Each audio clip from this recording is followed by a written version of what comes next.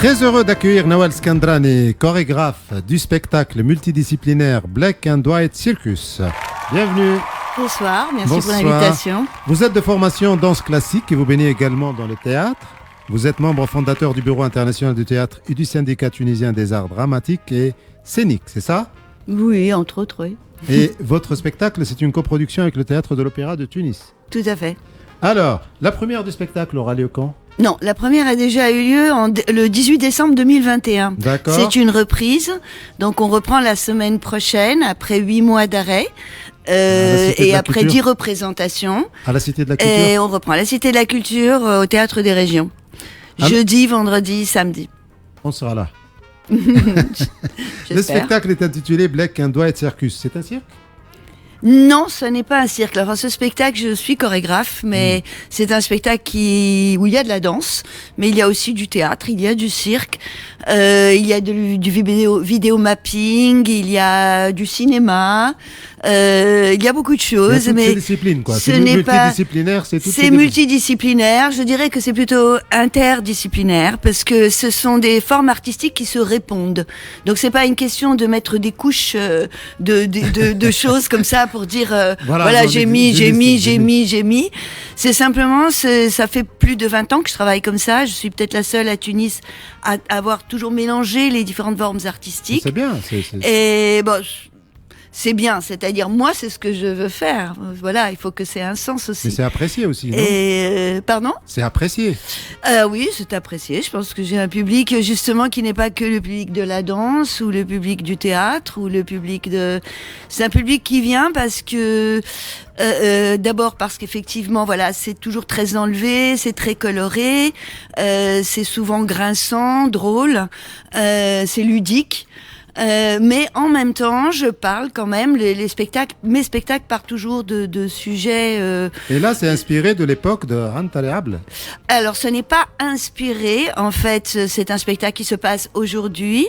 C'est un groupe de jeunes artistes, circassiens, danseurs, etc., donc c'est une histoire dans l'histoire, en fait, c'est du théâtre dans le théâtre, qui décident de créer leur compagnie qui s'appelle Black and White Circus, et parce qu'ils veulent parler, mais des maux de la société actuelle. Donc eux, en tant que jeunes, ils veulent parler de l'intolérance envers la communauté LGBT, ils veulent parler du racisme envers la communauté noire, oui. etc.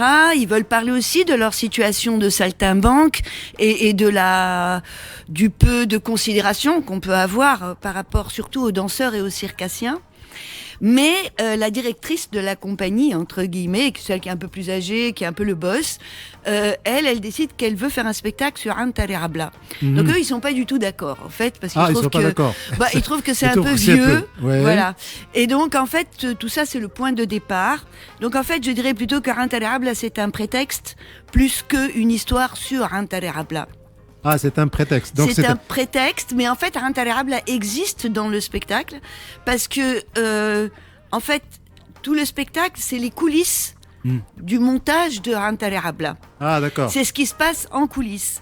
Et on voit le résultat de Antalerabla, du fameux spectacle qu'il devait faire, en film. En fait, c'est un film qui dure...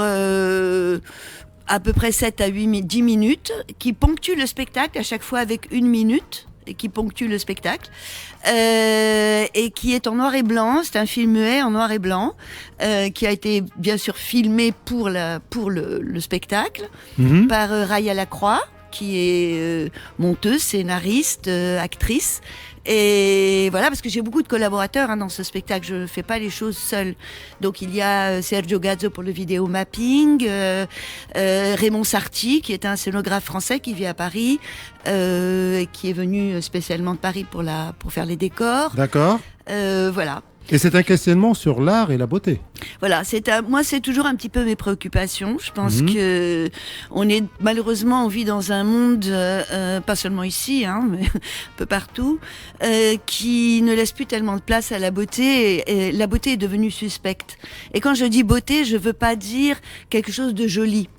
C'est pas ça que j'entends, parce que la laideur peut être belle aussi. Mais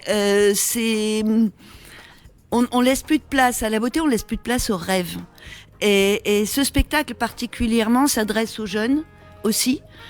Pour leur dire que c'est un droit, le rêve, il faut le prendre, il faut le chérir, il faut se l'accaparer. Il faut et aussi justement la beauté parce que en fait le spectacle, donc il y a le questionnement sur Anta Habla et le spectacle qu'ils sont en train de faire, mais il y a aussi comme ça des échappées où chacun rêve de ce qu'il voudrait faire. Et alors ils ont, par exemple, il y a un personnage qui est un fan de Maria Callas et qui, à un moment donné, on voit la photo là en ce moment, ouais.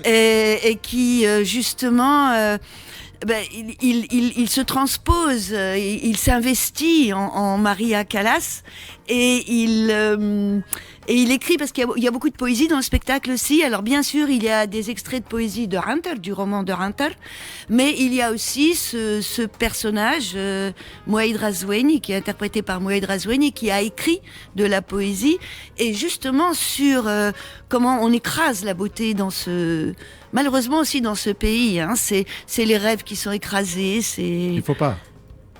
Non, je pense que l'humanité, si elle s'arrête de rêver, elle s'arrête de vivre. Hein. Bien sûr. Elle s'arrête d'exister, en fait. Babi Lapointe, ça va, ça vient. Merci beaucoup. Merci. Merci pour l'invitation. T'es plus jolie que jamais.